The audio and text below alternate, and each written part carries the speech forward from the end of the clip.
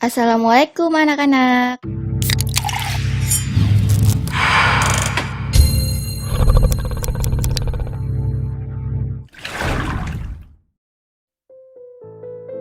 Hai anak-anak, kita berjumpa lagi dalam materi berikutnya, yaitu tentang klasifikasi makhluk hidup.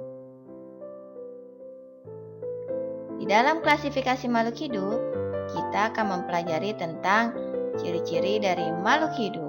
Ciri-ciri makhluk hidup yang pertama adalah bernafas, memerlukan makanan dan minuman, bergerak, tumbuh dan berkembang biak, peka terhadap rangsang atau iritabilitas, beradaptasi atau menyesuaikan diri, mengeluarkan zat sisa atau ekresi.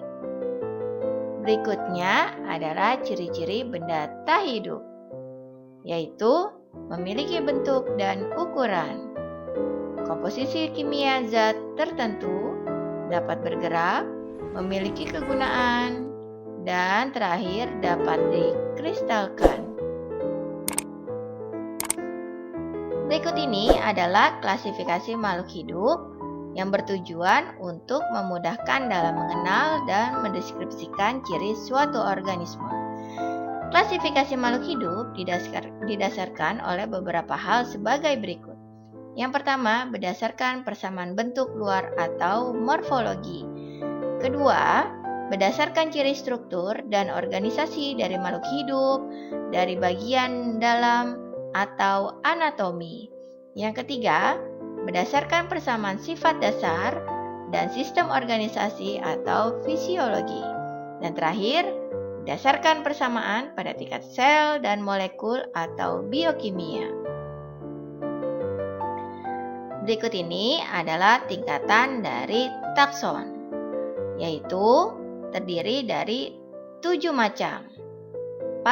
Dari tingkatan yang paling teratas yaitu kingdom, divisio atau filum, kelas, ordo, familia, genus, dan terendah spesies.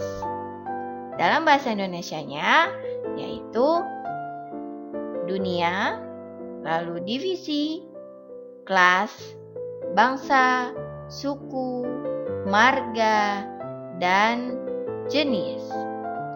Berikut ini yaitu contoh kunci determinasi dari kelas Pisces. Yaitu kita lihat yang pertama dari 1A bertulang belakang, ini kuncinya kedua. Dari 2 kita lihat ke B, yaitu suhu tubuh tidak stabil. Suhu tidak stabil akan lari ke nomor 5. Dari nomor 5 kita lihat ada A bersisik. Dari bersisik ini lalu masuk ke nomor 6, yaitu ke B, hidup di air.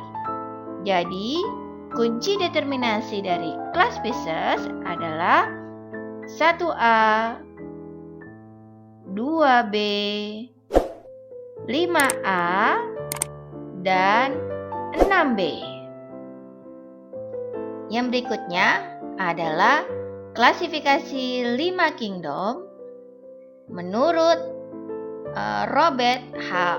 Whittaker, klasifikasi 5 kingdom terdiri dari pertama, kingdom Monera. Kelompok Monera diantaranya bakteri dan ganggang biru. Sedangkan kedua, kingdom Protista terdiri dari protozoa dan ganggang atau alga.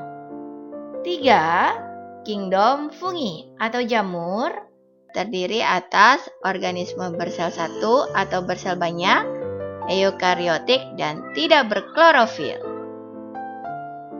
Terbagi dari makroskopis dan mikroskopis. Makroskopis dapat dikonsumsi, dijadikan bahan obat, dan sebagai bahan kosmetik. Sedangkan mikroskopis dapat dimanfaatkan untuk membuat produk seperti tempe, tapai, dan kecap.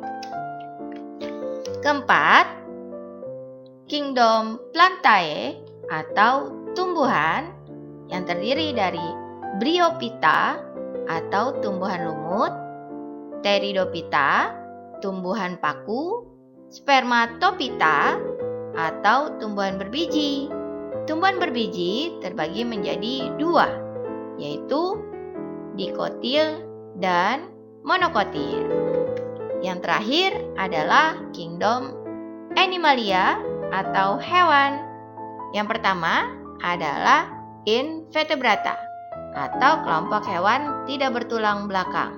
Contohnya Porifera, Coelenterata, Pateldelhelminthes, Nemadelhelminthes, Annelida, Mollusca, Echidermata, dan Arthropoda.